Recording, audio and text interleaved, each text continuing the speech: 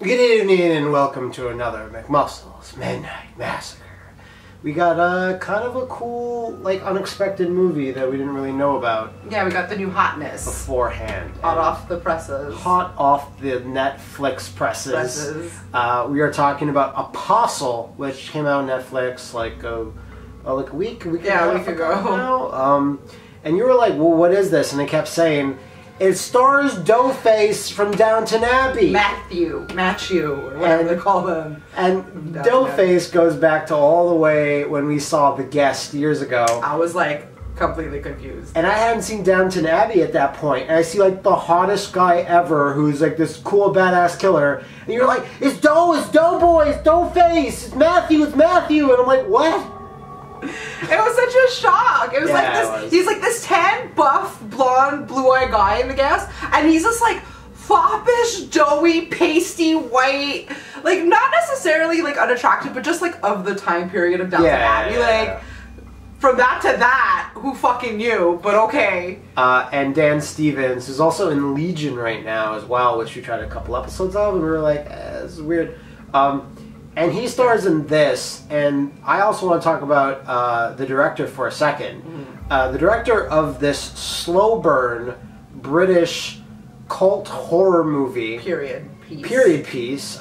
Does it take place 1905? 1905. Okay. I was thinking like 1920s. I wasn't sure just because they're out in a village for most of it.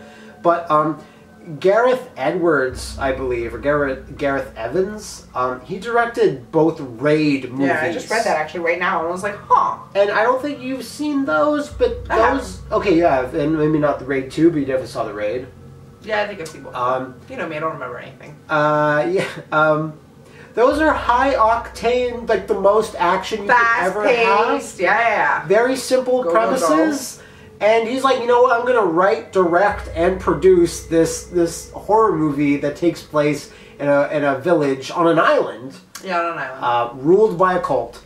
And that's the movie. And I'm like, yeah, that's the logical follow-up. That makes total sense. It's right in that wheelhouse. But, I mean, don't hate on him. He wanted to break out. He didn't want to be a one-trick pony.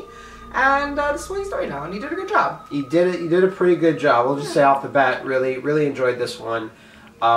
Basically, it almost starts up with things already happening. It's like there's a letter and it's like, oh, your sister's been kidnapped by a cult and you are back from the war, I think, Dan Stevens. He looks all grizzled and stuff. He's got all the demons. From the demon war that he took a part in, and he's like, oh, love my sister, I'll just do that. And they got, this rich to-do family got like an invite, like a weird card that says, come to our island.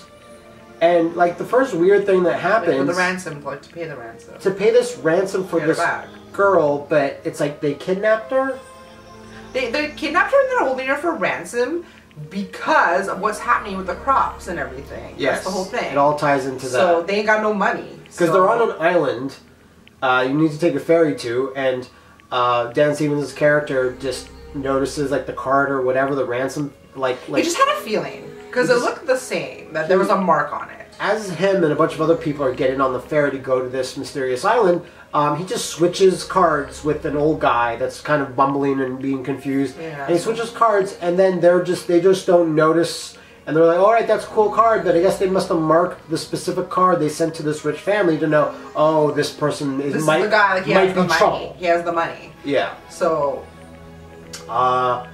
He goes to the island and is immediately like, yeah, this is a cult. Yeah. Pretty standard.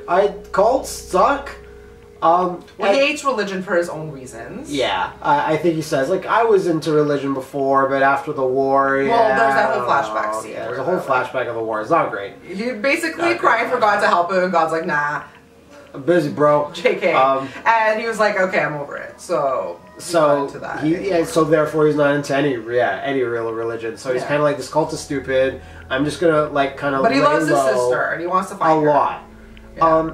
This is a weird part of the movie because it kind of goes from gotta save my sister, but you don't see the sister even once until way later. No, you see it way later. He's trying to get a lay of the land and figure out where she might be held. It's just like, it started less being a focus on a rescue mission and more like, I want to stop this cult and kill, like, that guy or this guy. Well, it's just I'm not even. This isn't even a criticism, really. I'm just like, it was kind of weird where it like loses focus a little bit. Well, I don't think he ever lost focus. I think he was still but like the story, on mission. The story starts showing a lot of side characters. Because at first, when you first hear one of the main three guys were like the founders of this. These three brothers. Yeah, are they brothers? I think so, but I wasn't sure. I'm not sure either. So these three dudes, they were escaping something. They bumbled upon this island, they and then they're landed or something. Not crash landed, but shipwrecked. In a plane. You see how later on in a more like reveal what exactly happened when they first got there. But when our guy first gets there, Matthew, I forgot his real name in the movie, at first you're seeing it, these three are preaching. Is it just guys preaching? But they're using she. I don't know if you noticed, they're like, yes, preach to she. So I'm like, oh, okay, so they're making it, there's like this deity, this like Mother Nature Gaia type is the one they're all worshiping, and she speaks through me, right? So one of the guys is like, I'm the mouthpiece, whatever. So you're like, okay, they're just swindling people there, whatever. You don't think it's actually real. Like, you don't think it's a thing. That there's really like this earth goddess mother that's just like not being sacrificed to properly. The thing with the jars with the blood, and you're like, what is this? Yeah, like, all the newbies have to, they're like, here's your jar. And you're like, they start showing little bits of the weirdness of the cult. Pain. God is suffering. Beware false prophets which come to you in sheep's clothing, but inwardly they are ravening wolves. And your first actual, I don't want to go too into like maybe the very end stuff. No, I'm just saying. No, you weren't really saying. Don't worry.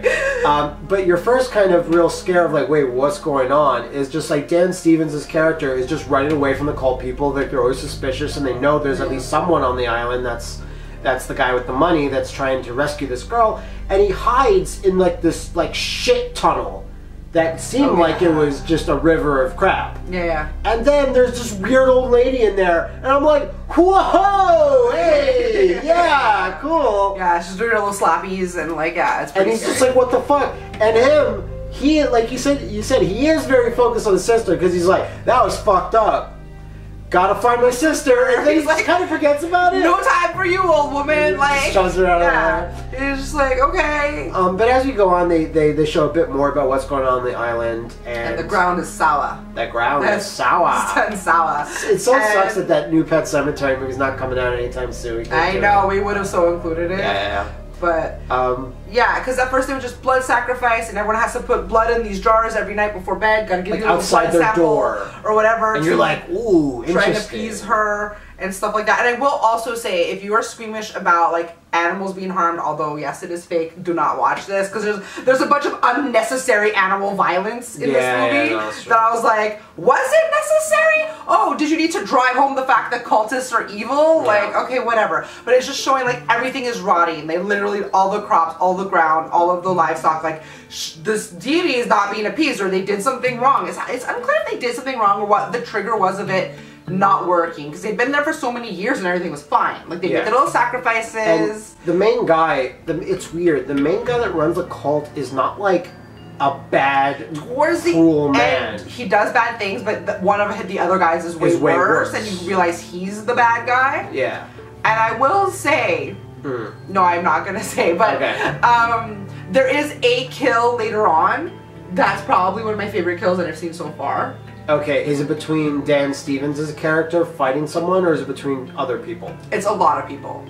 A lot of people. In one kill. Oh, okay. It's like a triple threat effort thing. Yes, and I'm like, that is fucking wicked. Y'all who've seen it, you know what I'm talking about. And I was like, nice. Yeah, the movie does not spare any gore, and it's like, it's well done. It's not CG blood. And there's definitely some fights towards the end. This is a slow movie, and not even in a bad way. It's just like, you're like, okay, it's just a cult, and as soon as enough it builds and builds into like this kind of orgy of violence, like it's fight after fight after fight, and stuff was really satisfying. And even its like last bit, like its last like ending shot, I was like, ooh, interesting. That's cool. Definitely. So I was really satisfied by the end. You fell asleep during the start because it was pretty late. Okay. No, I'm not saying it in a bad way. You fell asleep, and then I was like, it was really good. Watch it this morning, like the next morning. And you were like, yeah, no, that was really good. The other thing I'd say is that it does spend a lot of time focusing on some side characters, and it doesn't matter. Yeah, I was gonna say like annoying girls, but they kind of take. That's why I meant that the focus goes away from like the rescue mission. Just kind of shows this young couple that are on the island. I'm like, okay. So yeah, I was really into this. It's not like a perfect horror movie, but it was really good for what it was, and my expectations were actually kind of high. Very high. I've been hearing so much things about it, and I walked away pretty happy with it. I'd really like to see this director maybe tackle some more horror in the future, because it also looked great. It was shot very well. Yeah, dark. It was spooky very enough. Harry Potter-like in the beginning. It was that very one, Harry like, Potter-like. train scene. I'm like, that's true. Yeah. I didn't think about it. Well, you know, it's like I think it's a British-made film. They had a lot of British actors. You just associate that with Matthew. Yeah, with Downton Abbey Matthew. Downton Abbey Thew. Yeah. But yeah, The Apostle, definitely recommend. It's obviously on Netflix, so it's Netflix exclusive, so definitely check it out if you're into this type of slow, like almost like 70s, 80s type of cult horror movie. I liked it a lot more than The Atonement. Do you remember that one? It's always like this big fat guy that was like, I don't know. It was on Netflix. We watched it a few years ago. And we were like, oh, okay, that was weird. Remember, like a Vice reporter goes to this cult. Yeah, you don't remember anything. Familiar. That's fine. You don't remember anything. It sounds familiar, but I don't know. But that's another McMuscles Midnight Massacre. Yeah, Apostle. 2 thumbs up from both of us. Yeah, I think so. So catch us again tomorrow night, and we will see you in the massacre.